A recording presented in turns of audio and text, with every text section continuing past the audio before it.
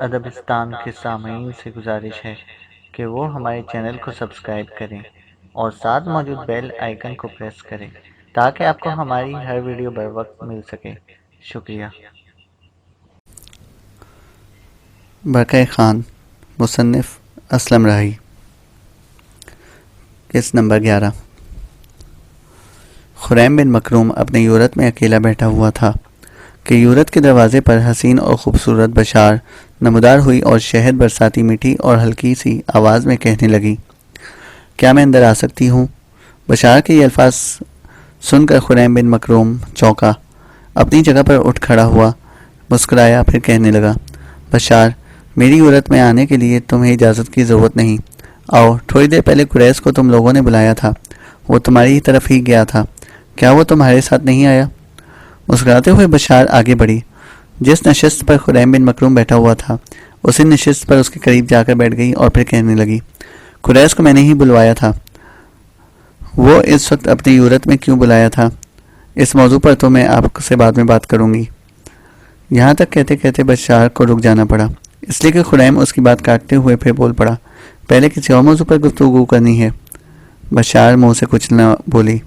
مسکراتے ہوئے اس نے اس بات میں گردن ہلا دی۔ کچھ دیر خیمے میں خاموشی رہی، پرسکون آسودہ سی خاموشی۔ اس موقع پر بشار کی گردن جھکی ہوئی تھی، جبکہ خریم اس کی طرف بڑے غور اور انہماک سے دیکھے جا رہا تھا۔ گفتگو کا آغاز پھر خریم بن مکروم ہی نے کیا۔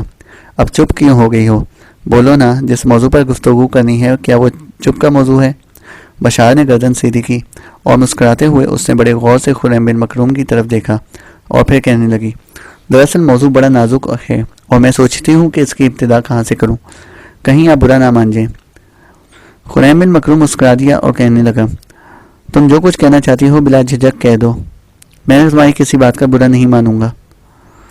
بشار نے دیکھا کچھ کہنے کے لیے خریم بن مکروم نے دیکھا کچھ کہنے کے لیے بشار کے ہونٹ کپ کپا رہے تھے، بیچاری کچھ کہہ نہ پا رہی تھی۔ اس سمے شرم و حیا اور لجا کے باعث اس کی آنکھوں میں کچھ ایسی کیفیت تھی جیسے یادوں کے تابندہ آسمان پر انگنت کہکشاؤں کے پیغامات لہرا اٹھے ہوں، جن میں بساط ذات کے سارے زاویے سارے راستوں کو شفق آلود کر کے رکھ دیا ہو۔ اس کا چہرہ عمیق ارادوں کی ترجمانی کرتی سلگتی خوشبوؤں کی مہک اور زعفرانی اور گلابی لہروں سے پگھلے معصومانہ جذبات کی ترجمانی کر رہا تھا۔ کچھ دیر ایسا ہی سما رہا، پھر بڑی معصومیت سے بشار نے خریم بن مکروم کی طرف دیکھا اور کہنے لگی، کیا آج دن کے پہلے حصے میں کسی موضوع پر بابا کی آپ سے گفتگو ہوئی تھی؟ خریم بن مکروم نے گھورنے کے انداز میں تیز نگاہوں سے بشار کی طرف دیکھا، پھر دھیمے سے لہجے میں کہنے لگا، ضرور ہوئی تھی۔ کیا میں پوچھ سکتی ہوں موضوع کیا تھا؟ جس موضوع پر میری تمہارے بابا سے گفتگو ہوئی، کیا تمہیں اس موضوع کا علم نہیں؟ بشار کے چہرے پر گہری اور انتہا درجے کی پرکشش مسکراہٹ بکھر گئی، کہنے لگی، لیکن وہ سب کچھ میں آپ کی زبان سے سننا چاہتی ہوں۔ یوں جانے اس میں میرا قلبی اور میرا ذہنی سکون ہے۔ جواب میں خریم بن مکروم بھی تھوڑی دیر تک مسکراتا رہا، پھر کہنے لگا، اچھا پہلے اشارہ تو دو کہ تمہارے بابا نے کس موضوع پر تمہارے ساتھ گفتگو کی۔ شرمانے لجانے کے انداز میں چند لمحوں کے لیے بشار نے خریم کی طرف دیکھا، پھر کہنے لگی، بابا نے مجھے کہہ رہے تھے کہ انہوں نے آپ سے گفتگو کی ہے۔ اس گفتگو کے دوران آپ نے بابا پر انکشاف کیا تھا کہ آپ مجھے پسند کرتے ہیں، مجھ سے محبت کرتے ہیں اور مجھے اپنے ساتھ منسوب کرنے کے لیے تیار ہیں۔ خریم بن مکروم نے مسکراتے ہوئے بشار کی طرف دیکھا اور پھر کہنے لگا، ہاں، میں نے تمہارے بابا سے کہا تھا کہ میں تمہیں پسند کرتا ہوں اور تمہارے ساتھ صرف منسوب ہونے کے لیے تیار نہیں بلکہ تمہارے ساتھ شادی کرنے کے لیے بھی تیار ہوں۔ کیا میں نے غلط کہا تھا؟ تڑپ کر چونکنے کے انداز میں بشار نے اپنا گداز خوشبو بھرا ہاتھ خریم بن مکروم کے منہ پر رکھ دیا، کہنے لگی، نہیں، ایسا کر کے آپ میرے دل کی ترجمانی کی ہے۔ اس سے پہلے بختائی اور تائیسی نے بھی اس موضوع پر آپ سے گفتگو کی تھی، انہوں نے مجھے کچھ اشارے دیے تھے، لیکن ان اشاروں سے مجھے اطمینان نہیں ہوا تھا۔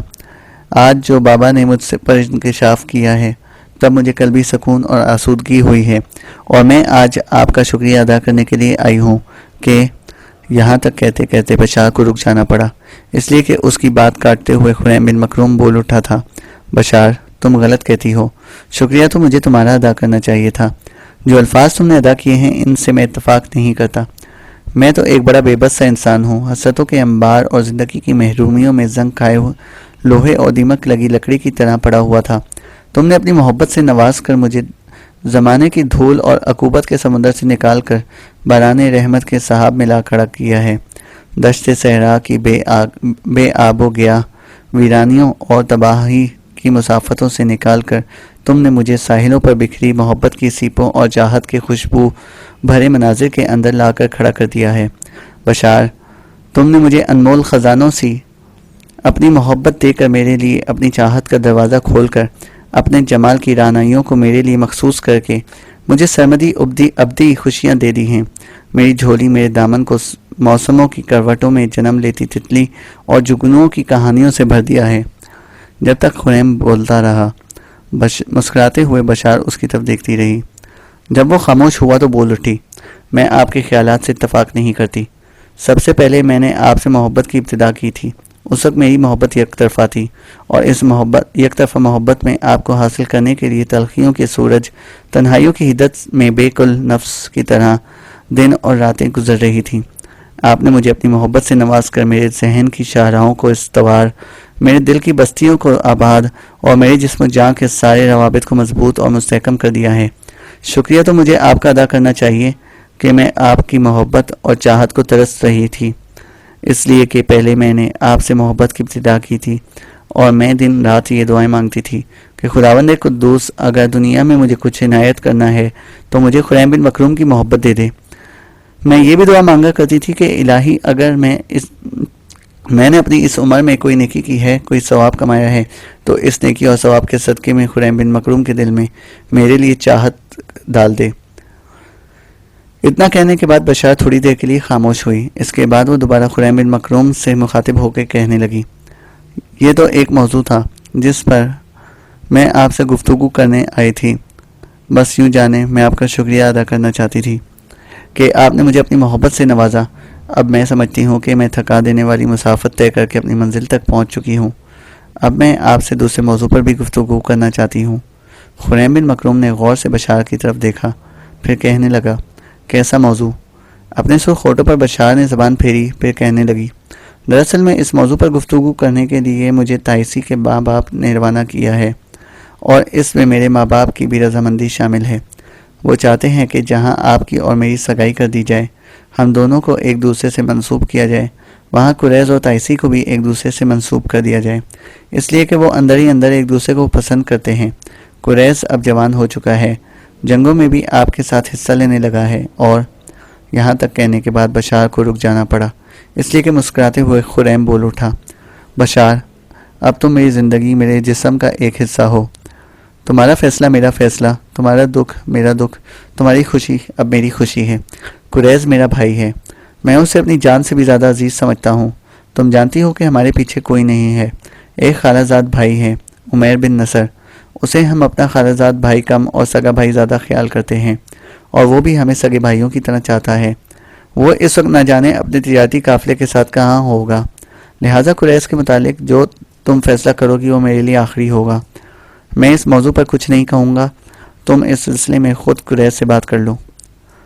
جو وہ کہتا ہے اسی کی روشنی میں تم سب مل کر جو فیصلہ کرو گے وہ میرے لیے آخری ہوگا۔ اگر تائسی اور قریظ کو ایک دوسرے کو پسند کرتے ہیں تو میں سمجھتا ہوں کہ یہ قریظ کی بھی خوش قسمتی ہے کہ اسے تائسی جیسی لڑکی کی صورت میں زندگی کا ساتھی مل رہا ہے۔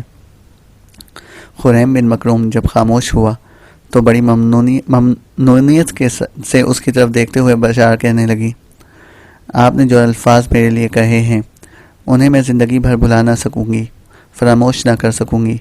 یہ میرے لیے ایسی عزت افزائی ہے جس کی میں امید نہیں کر سکتی تھی۔ بہرحال بابا نے تو یہ فیصلہ کیا ہے کہ آج شام کو مجھے آپ کے ساتھ منسوب کر دیا جائے، اور اب اس کی منسوبیت میں تائسی اور قریظ بھی شامل ہو جائیں گے۔ بشار تھوڑی دیر خاموش رہی، پھر کہنے لگی، بابا بتا رہے تھے کہ آپ اپنے دشمنوں کی تلاش میں بھی نکلیں گے۔ وہ یہ بھی بتا رہے تھے کہ 2 دن بعد لشکر یہاں سے دریائے ڈینیوب کے کنارے سے روانہ سے دریائے وولگا کے کنارے صحرائے باتو کی طرف جائے گا۔ بابا نے یہ بھی انکشاف کیا ہے، پہلے آپ کا خیال تھا کہ آپ صحرائے باتو تو نہیں جائیں گے۔ بلکہ راستے ہی میں اس لشکر کو جو برقائے خان نے آپ کے لیے مختص کیا ہے لے کر اپنے دشمنوں کی تلاش میں نکل جائیں گے۔ آپ کی اس مہم میں ہمارے قبیلے کے علاوہ کرگیز اور مگیار بھی شامل ہوں گے۔ میں بھی آپ کے ساتھ جاؤں گی۔ بابا بتا رہے تھے کہ آپ پہلے قریش پر زور دے رہے تھے کہ وہ صحرائے باتوں میں جا کر رہے، لیکن قریش ایسا نہیں چاہتا۔ وہ آپ کے ساتھ کندھے سے کندھا ملا کر دشمنوں سے انتقام لینا چاہتا ہے، اس لیے کہ وہ اب جوان ہو چکا ہے اور اپنا فرض ادا کرنا چاہتا ہے۔ بشار جب خاموش ہوئی تو مسکراتے ہوئے خریم بول پڑا، بشار تمہارا کہنا درست ہے۔ پہلے میں چاہتا تھا کہ راستے ہی میں اس لشکر کو لے کر شمال کی طرف بڑھ جاؤں جو برقائے خان نے میرے لیے مختص کیا ہے۔ برقائے خان کے ساتھ میری تفصیل کے ساتھ گفتگو ہو چکی ہے، اور اس گفتگو میں تمہارے بابا کے علاوہ کرگیز سردار گوچمان بھی شامل تھا۔ فیصلہ یہ ہوا کہ دشمنوں سے نمٹنے کے لیے کرگیز اور باشکیری میرے ساتھ جائیں گے۔ تم جانتی ہو کہ ہنگری میں قیام کے دوران منگولوں کے لشکر میں بہت سے مگیار بھی شامل ہو چکے ہیں۔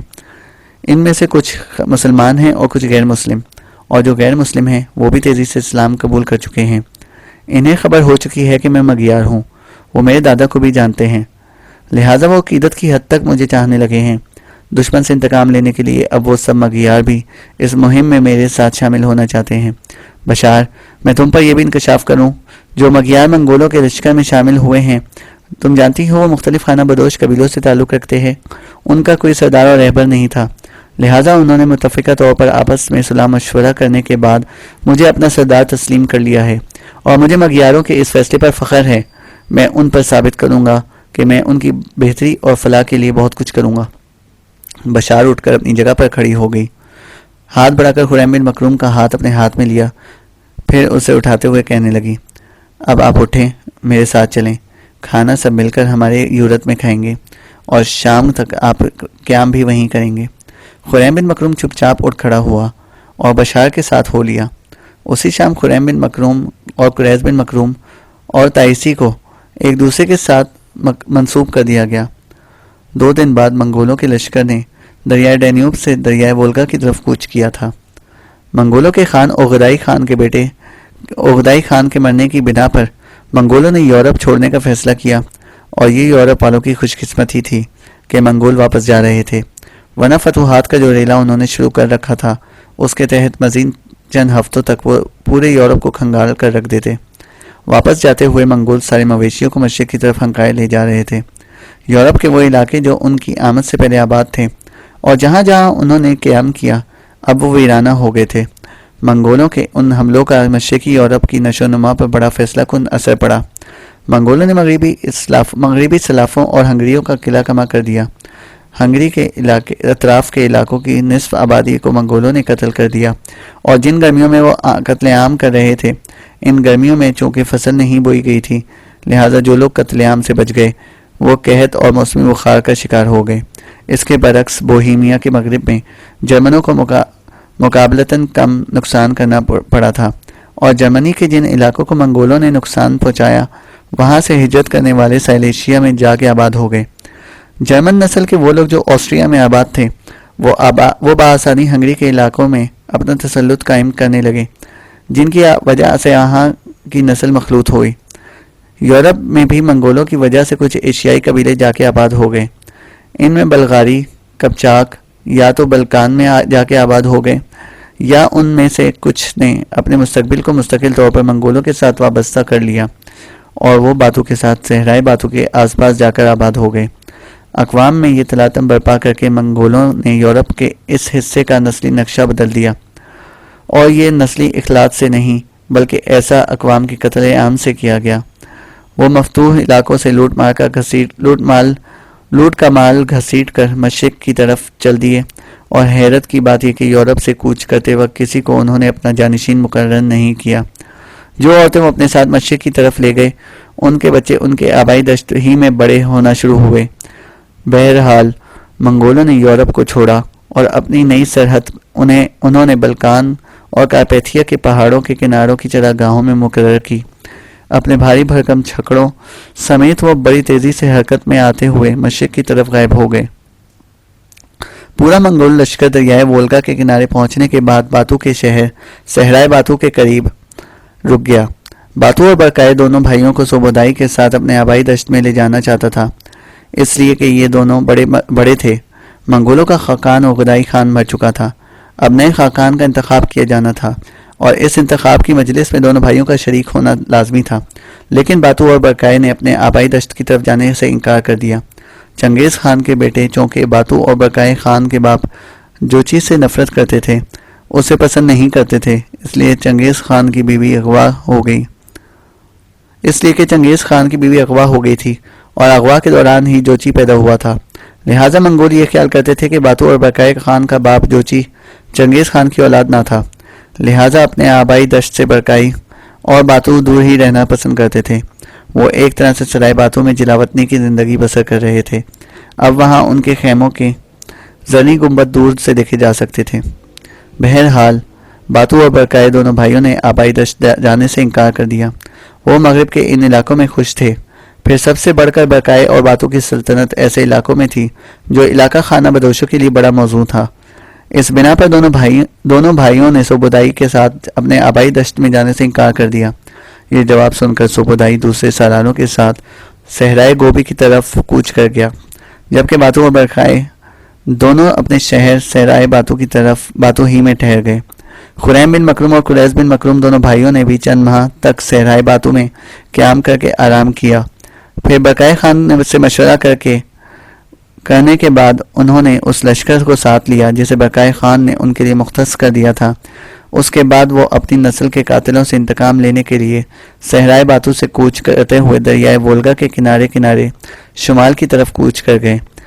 ان کے ساتھ باشکیری تھے، کرگیز تھے، مگیار تھے، کوچمان، گوچلوک اور ان کے سب اہل خانہ ان کے ساتھ خچروں اور بیلوں سے کھینچے جانے والے چھکڑوں میں دریائے وولگا کے کنارے شمال میں سائبیریا کا رخ کر گئے تھے۔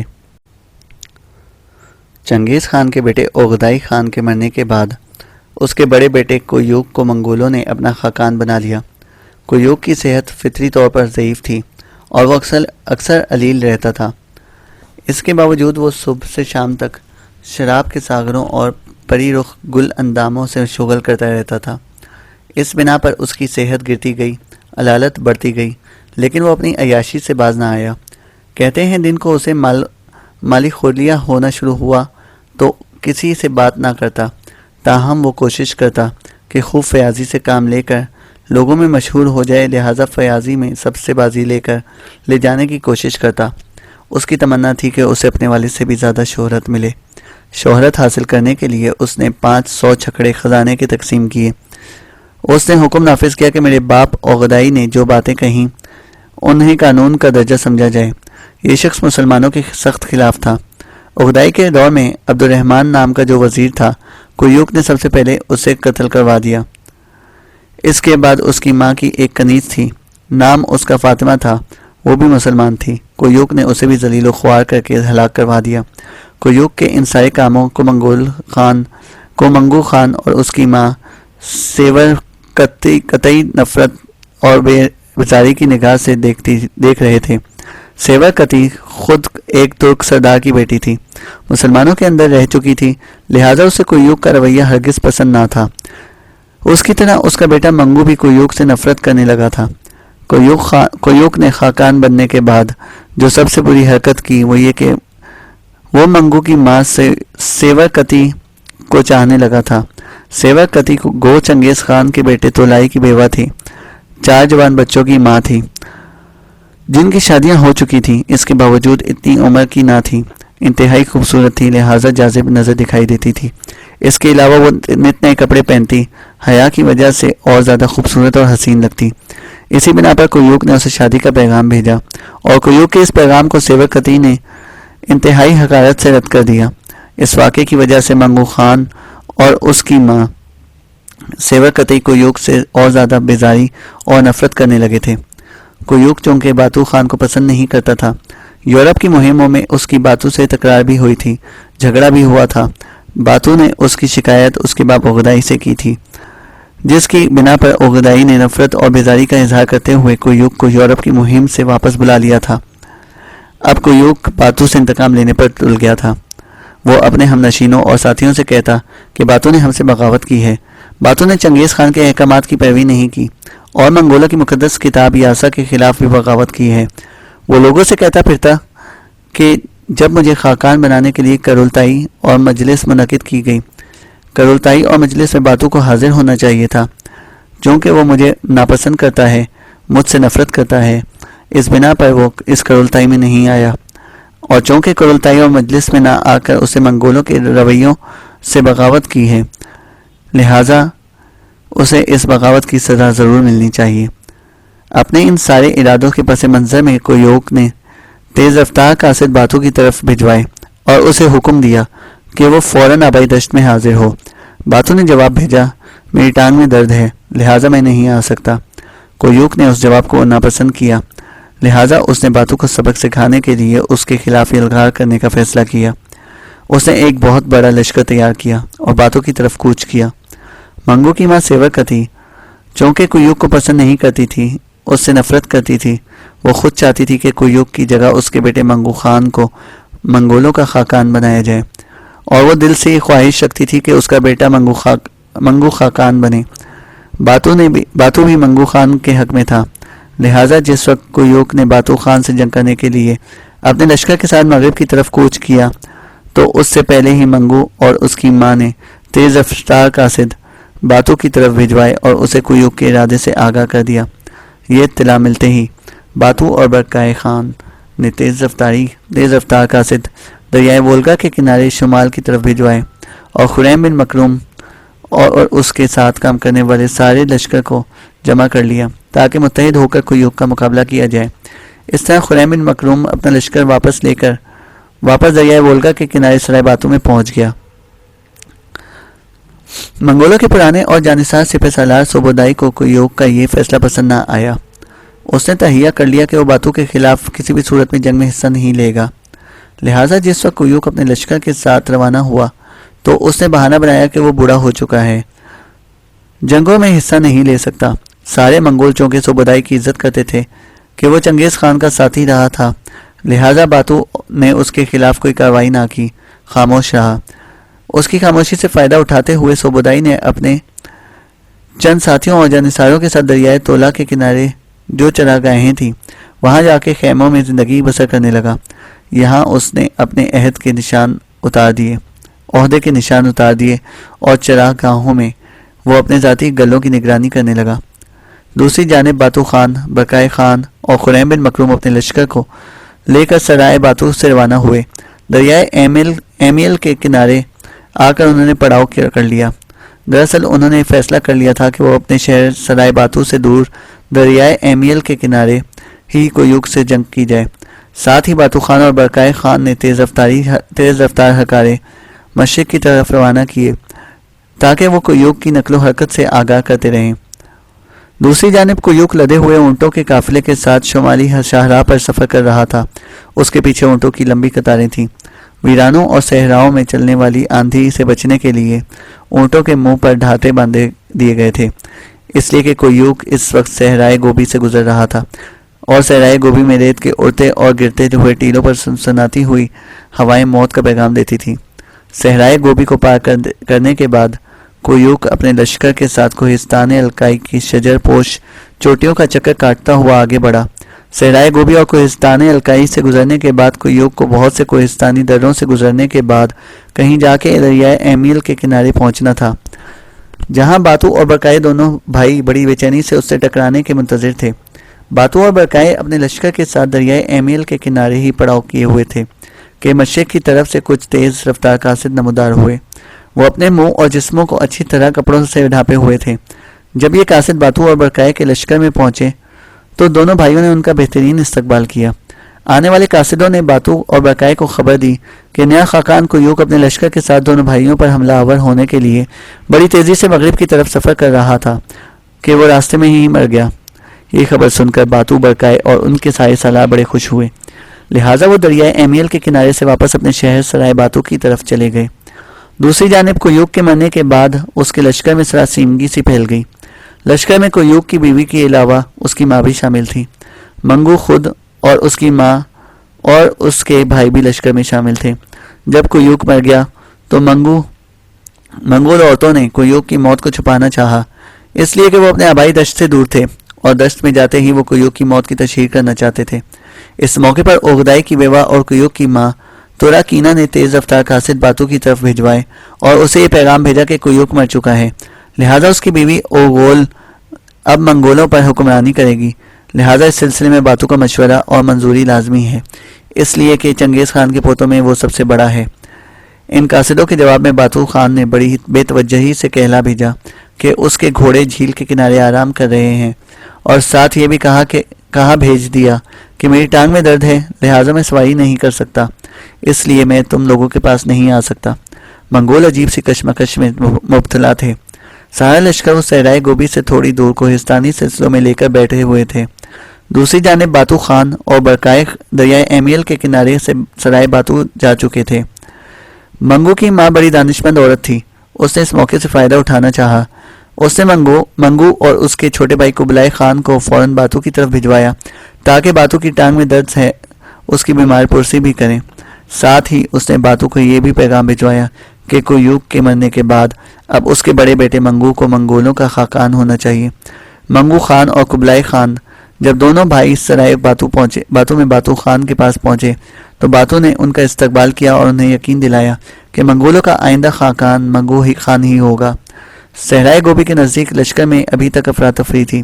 اغدائی کی بیوہ اور کویوک کی ماں توراکینا چاہتی تھی کہ کویوک کے مرنے کے بعد اس کی بیوی اوغول منگولوں کی خاقان بنے۔ منگو کی ماں اس کے سخت مخالف تھی۔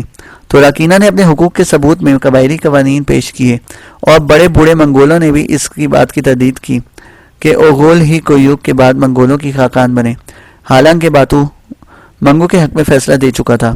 بظاہر حالات یہی دکھائی دیتے تھے کہ باتو کی غلطی ثابت ہو جائے گی، لیکن اس موقع پر منگو کی ماں نے بلا پسو پیش بلا رحم و کرم کے پہل کی۔ اس نے اعلان کیا کہ چنگیز خان کے چاروں بیٹے مر چکے ہیں۔ سائیں خان یعنی باتو ہی چنگیز خان کے پوتوں میں سب سے بڑا اور قابل احترام ہے، اس کا فیصلہ آخری سمجھا جائے گا اور کسی کو حق حاصل نہیں کہ ایسے وقت میں اس کے حکم سے سرتابی کرے۔ کویوک کی ماں توراکینا باتو کے ان فیصلوں کے خلاف غصے اور حسد سے تل ملا رہی تھی۔ وہ کسی بھی صورت پسند نہ کرتی تھی کہ اس کے بیٹے کویوک کے بعد منگو کو منگولوں کا خاقان بنے، لیکن منگو کی ماں بھی بڑی ہوشیار تھی۔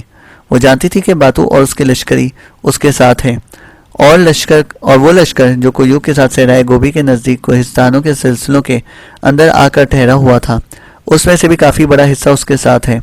لہٰذا اس نے فیصلہ کیا کہ وہ آخری فیصلہ کروانے کے لیے خود باتو خان کے پاس جائے۔ جب وہ کوچ کرنے لگے تو کویوک کے لشکر کا ایک بڑا حصہ اس کے ساتھ روانہ ہو گیا۔ یہ صورتحال عجیب و غریب تھی۔ اب لشکر کے باقی حصے کو بھی مجبوراً باتو خان کی طرف جانا پڑا۔ اسی مقصد کے لیے کویوک کی لاش کو صاف کر کے برف میں رکھ دیا گیا۔ اس کے بعد باقی لشکر کو بھی توراکینا اور کویوک کی بیوہ اوغول کو لے کر باتو خان کی طرف روانہ ہوئی۔ باتو خان نے سب کا بہترین انداز میں استقبال کیا۔ کویوک باتو خان اور برقائے سے لڑنے کے لیے نکلا تھا، لیکن اس کی لاش ان کے پاس پہنچی تھی۔ بہرحال باتو اور برقائے کے پاس سارے منگول جمع تھے اور مل بیٹھ کر یہ فیصلہ ہوا کہ ایک عورت کو کسی بھی صورت منگولوں کی خاقان نہیں بنایا جا سکتا۔ لہٰذا باتو اور برقائے نے فیصلہ دیا کہ کویوک کے بعد اگر کوئی منگولوں کا خاقان بننے کے قابل ہے تو وہ صرف منگو خان ہے۔ کسی کو باتو اور برقائے کے اس فیصلے کے خلاف بولنے کی جرت نہ ہوئی، لہٰذا منگو خان کو متفقہ طور پر منگولوں کا خاقان تسلیم کر لیا گیا، اور باتو خان نے یہ بھی فیصلہ کیا کہ یہاں منگو خان خاقان تو نامزد ہو چکا ہے، لیکن اس کی باقاعدہ تخت نشینی واپس جا کر آبائی دشت میں کی جائے۔ ساتھ ہی اس نے یہ بھی کہہ دیا کہ وہ اپنے آبائی دشت میں نہیں آ سکے گا۔ اس طرح وہ لشکر جو کویوک کی سرکردگی میں باتو اور برقائے سے لڑنے کے لیے آیا تھا، وہ اب منگو خان کی سرکردگی میں واپس جانے کی تیاریاں مکمل کر چکا تھا۔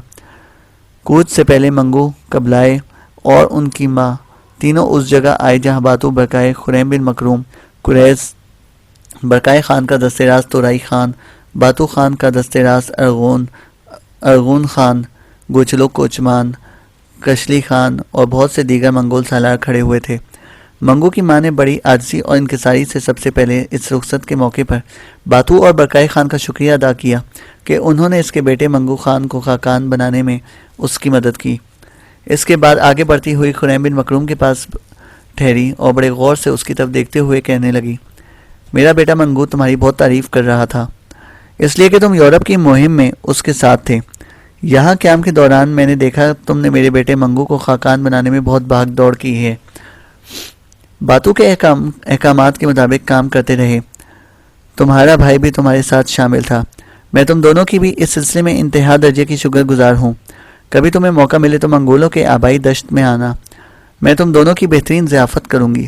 اس کے بعد لمحہ بھر کے لیے منگو کی ماں رکی، مسکرائی، پھر عذرانہ انداز میں بولی، منگو نے مجھے بتایا ہے کہ تمہیں اور تمہارے بھائی قریش کو 2 انتہائی خوبصورت لڑکیوں سے منسوب کر دیا گیا ہے۔ یہاں سے رخصت ہونے سے پہلے میں ان دونوں لڑکیوں کو دیکھنا پسند کروں گی، کیا تم مجھے ان سے ملا سکتے ہو؟ اس موقع پر خریم کچھ کہنا چاہتا تھا کہ مسکراتے ہوئے برکائے خان بول پڑا، قریش جاؤ بشار اور تائسی کو یہیں بلا لو۔ اس پر قریش بھاگتا ہوا گیا۔ تھوڑی دیر بعد وہ لوٹا، اس کے ساتھ بشار اور تائسی بھی تھی۔ دونوں کو منگو خان کی ماں کے سامنے لا کھڑا کیا گیا۔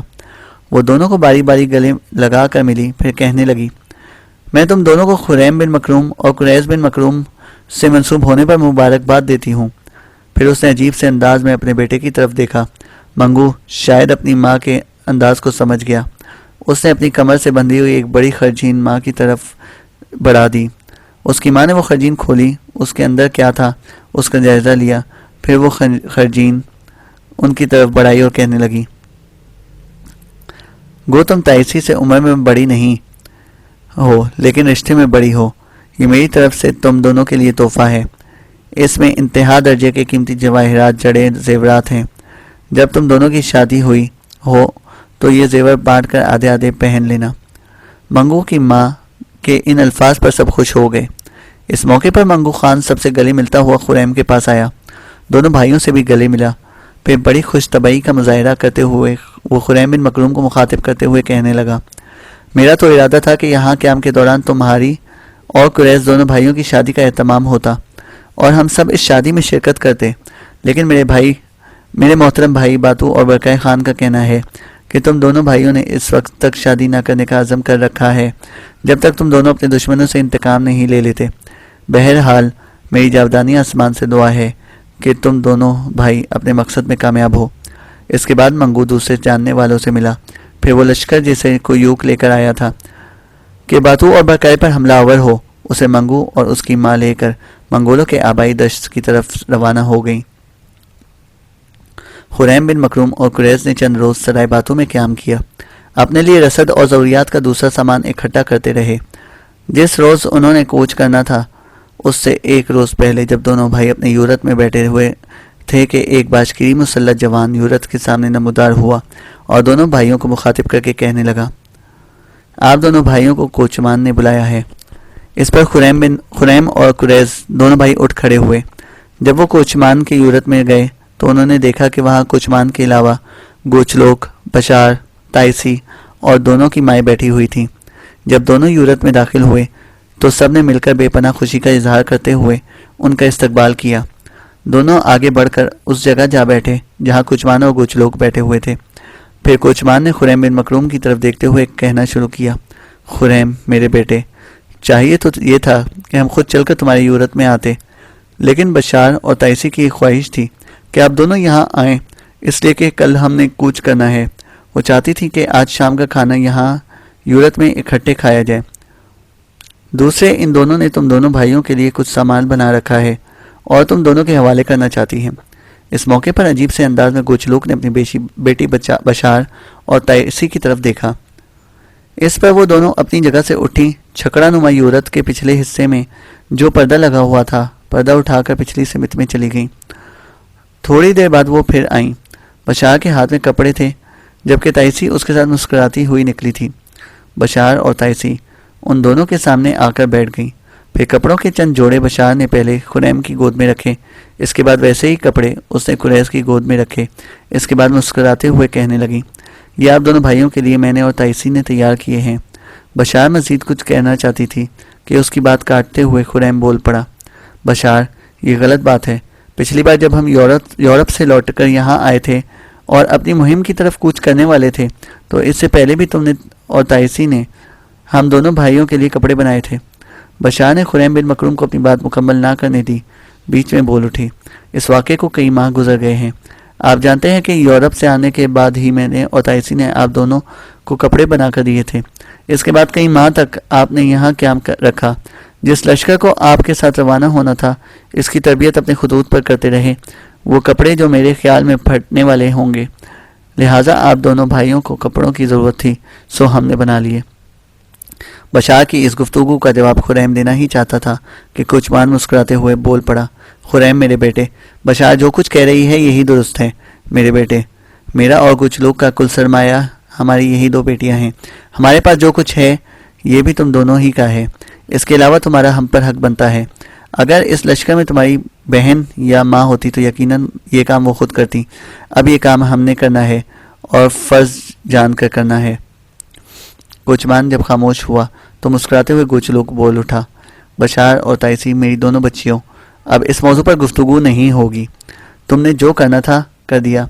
अब ऐसा करो, यहीं खाने के बर्तन लगाओ, सब इकट्ठे बैठकर खाते हैं। इस पर बशार ताइसी दोनों उठ खड़ी हुईं। खाने के बर्तन उन्होंने लगाए, फिर सबने इकट्ठे बैठकर खाना खाया। अगले रोज़ इस लश्कर को लेकर वो वहाँ से कूच कर गए जिसके साथ उन्होंने पहले साइबेरिया की तरफ कूच किया था।